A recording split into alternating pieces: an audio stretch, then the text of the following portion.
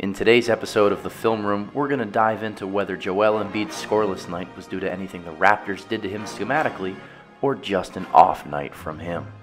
Well, the Raptors did double team him in the post, which is nothing he hasn't seen before.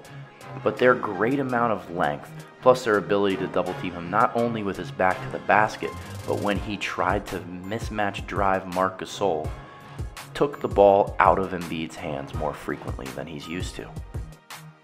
The Sixers ran their normal down screen for Embiid to try to get him to the elbow, and every time he caught it there, he was surrounded by help defenders. Look at the bodies that the Raptors surround him with, and he ends up settling for this mid-range jumper.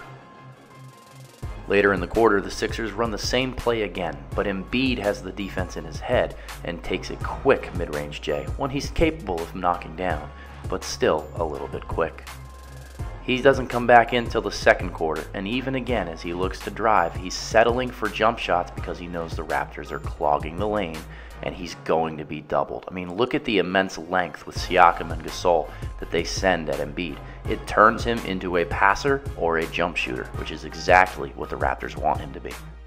By blitzing Embiid early and often, they turned him into a passer, and he only took 4 shots in the first half. Coming out of halftime, Brett Brown's Sixers were ready and prepared for how to attack. They ran the same high pick and roll between Simmons and Embiid 3 times to start the half, scoring on the first 2. Although it got them some quick ones early, Embiid is a natural scorer, and his tendency is to try to want to force things. So when the Raptors do double team him as he starts his move here, he's thinking score the entire time, reading the double and forcing a sloppy mid-range baseline turnaround J.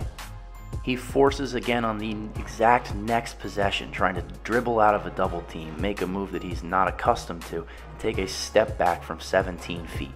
Not Embiid's game. A couple possessions later, you see the panic and frustration set in with Embiid as he has a miscommunication with Josh Richardson. Embiid gets benched all the way until the fourth quarter, and when they try to get him in again, they play through him immediately, but the same result happens. A double team means Embiid needs to be a passer, kicks it out to the perimeter, and tries to find the open man.